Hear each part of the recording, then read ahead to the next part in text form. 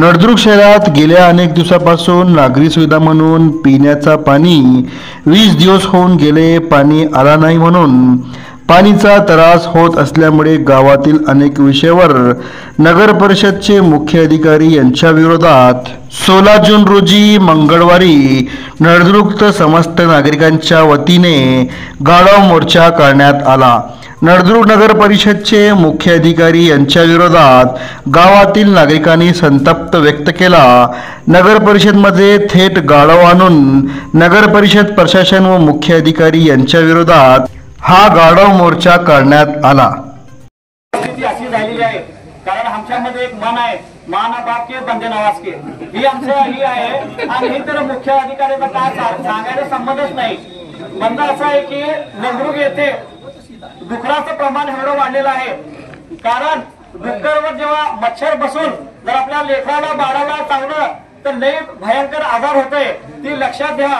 आणि ही मुख्य अधिकारीचं काम ना काज काय, ह्याला काय बोलायची गरज सुद्धा नाही। आमची निवेदन फक्त जिल्हाधिकारी कार्यालय आपल्या कलेक्टर साहेबाला आहे। धन्यवाद। जो है खामोश है और सबसे बड़ी बात मैं ये बोलूं कि जब से प्रशासन का राज आया है तब से जो है ये लोग इस तरीके से अपने आप को बताते हैं कि ये जनता के नौकर नहीं है, ये राजा है।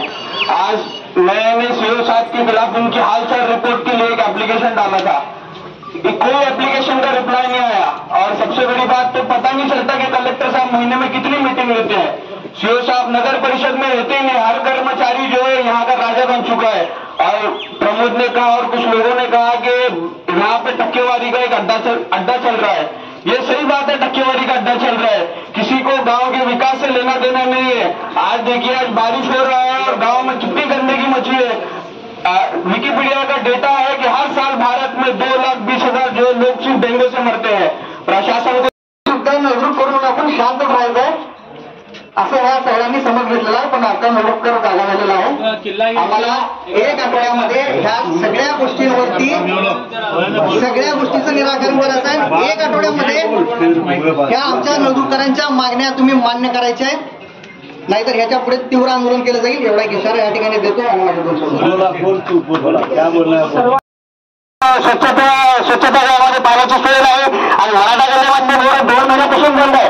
आम्ही वेळोवेळी वारंवार विनंती केली तरी हे बोर्ड चालू होत नाही। असं म्हणतो प्रशासनाने म्हणून लक्ष करून टाकत आहे। त्या मराठा गल्लीमध्ये शौचालयाकडे जाण्यासाठी असं वर्गावर पाण्यातून त्या महिन्याला आमच्या महिला जावं लागतं।